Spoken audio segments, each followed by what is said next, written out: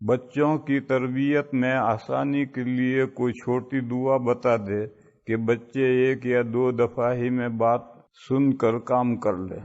دعا تو بھائی میرے پاس نہیں ہے، فارمولہ ہے۔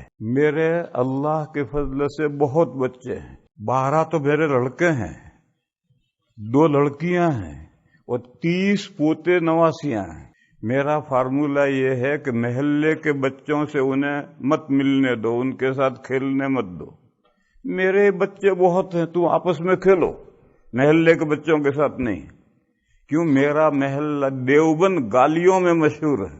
انگریزوں کے زمانے میں ایک انگریز دیوبند آیا، یہ سن کر کے یہاں گالیاں بہت بکتے ہیں لوگ، تو دیکھیں کیسے ہیں۔ اسٹیشن پہ اترا، رکشا والے سے کہا یہ دیوبند ہے؟ اس نے کہا دیوبند ہے۔ کہا یہاں لوگ گالیاں بہت بکتے ہیں؟ تو رکشا والے نے ایک موٹی سی ماں کی گالی دی اور کہا کون کہتا ہے؟ تو وہ وہی سے واپس ہو گیا۔ تو محلے کے بچوں کے ساتھ میرے بچے کھیلتے ہیں تو چند دنوں میں ان کے زبان پہ گالی چڑھ جاتی ہے۔ پھر دوسرے بچے آ کر شکایت کرتے ابا فلاں گالی بکتا ہے، تو اس کو میں تنبیہ کرتا ہوں، سمجھاتا ہوں اور پوری کوشش کرتا ہوں کہ محلے کے بچوں کے ساتھ مت کھیلو، آپس میں کھیلو۔ بس یہ ایک فارمولہ ہے، آپ بچوں کو اچھے بچوں کے ساتھ کھیلنے میں لگائیں، اچھے لوگوں کے پاس اٹھیں بیٹھیں، تو آپ کے بچے آپ کی بات مانیں گے بھی اور جو کہو گے وہ کریں گے بھی۔ اور اگر کمپنی ان کو بری مل گئی اور اسکولوں میں جا کر آئے تو پھر آپ کی بات نہیں مانیں گے، اسکول کی بات مانیں گے۔ اسی لیے ہم بار بار کہتے ہیں کہ اپنے اسلامی اسکول بناؤ، اور زیادہ سے زیادہ لڑکیوں کا بھی اور لڑکوں کا بھی بناؤ۔ اگر تم اپنی اولاد کو اپنی اولاد رکھنا چاہتے ہو تو کمپنی ان کی اچھی ہوگی، اساتذہ اور تعلیم اچھی ہوگی تو تمہارے رہیں گے، اور اگر اساتذہ اور تعلیم اچھی نہیں ہے، بچوں کی کمپنی اچھی نہیں ہے تو بچے ہاتھ سے جائیں گے۔ دعا اس کے لیے کوئی نہیں، دوا ہے، فارمولہ ہے، یہ فارمولہ پر عمل کرو۔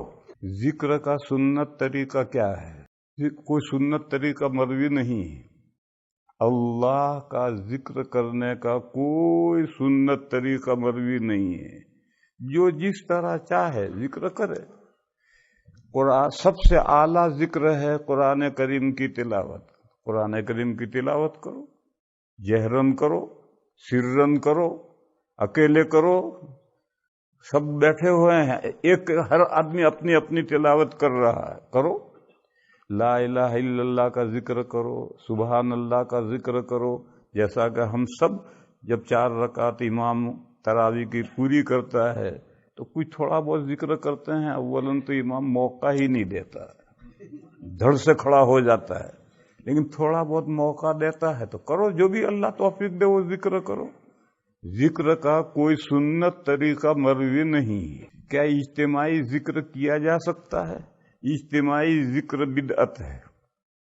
جیسے بریلویوں کی مسجد میں جب 4 رکعت پوری ہوتی ہیں تو سب اجتماعی پڑھتے ہیں، سبحان الملک القدوس، سبحان ذی الملک والملکوت، سبحان ذی العزت والعظمت۔ اس کو بعض لوگ ذا پر جزم پڑھتے ہیں، عظمت یہ غلط ہے۔ چھپا ہوا بھی بعض جگہ ہے اوپر ہے، عظمن کے معنی تو ہڈی کے ہیں، لیکن چونکہ اردو میں ہم عظمت بولتے ہیں تو یہ اردو کا پروناؤنسیشن عربی میں گھس جاتا ہے، اس لیے ذا پر زبر پڑھنا ہے، والعظمت والقدرت والکبریاء والجبروت۔ یہ جو بریلویوں کی مسجد میں ترویح میں سب ایک ساتھ زور سے ذکر کرتے ہیں، یہ بدعت ہے۔ سب پڑھو، یہی تسبیح پڑھو، اور یہ تسبیح کوئی متعین نہیں ہے کہ لکھا ہے کہ تراویح کی تسبیح۔ تراویح کی تسبیح سب لوگ غیر مقلد کہتے ہیں، حضور کے زمانے میں تراویح نہیں تھی، اس کی تسبیح کہاں سے آئی؟ تو وہ یہ صحیح کہتے ہیں، ایسی کوئی تسبیح متعین نہیں ہے۔ یہ بہترین تسبیح، اگر تم عربی سمجھتے ہوتے تو یہ بہترین تسبیح ہے۔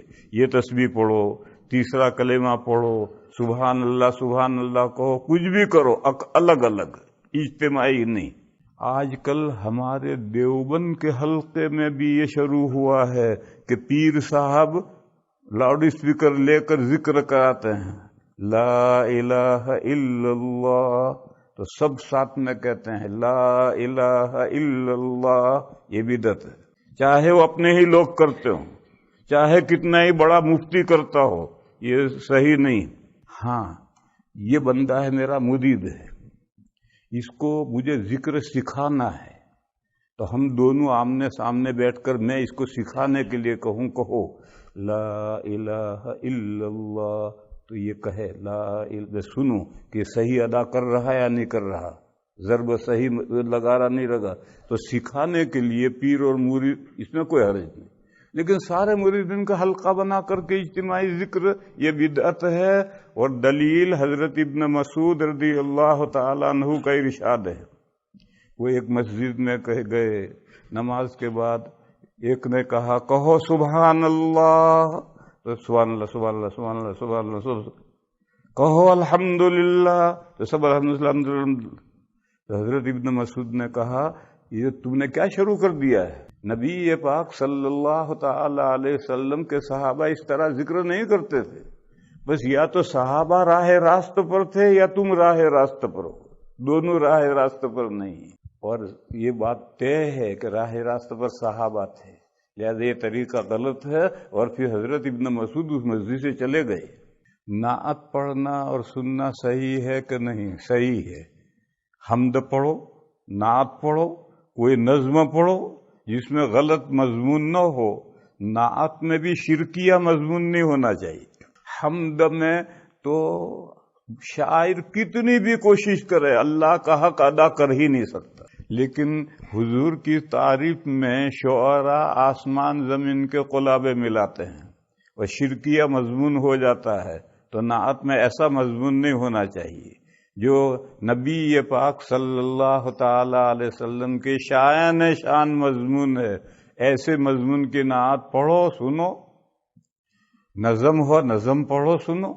کیا نعت کی محفل میں جا سکتے ہیں کہ نہیں؟ نعت کی کوئی محفل نہیں ہوتی ہے، نعت کی کوئی محفل نہیں ہوتی ہے۔ مدرسے کا جلسہ ہے یا کوئی یہی جلسہ ہے۔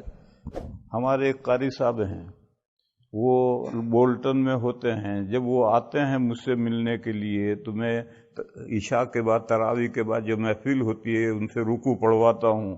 ایک دوسرے قاری صاحب آتے ہیں، بھئی نعت سناؤ۔ نعت کی کوئی محفل نہیں ہوتی، محفل میں نعت پڑھی جاتی ہے، نعت کی کوئی محفل نہیں ہوتی۔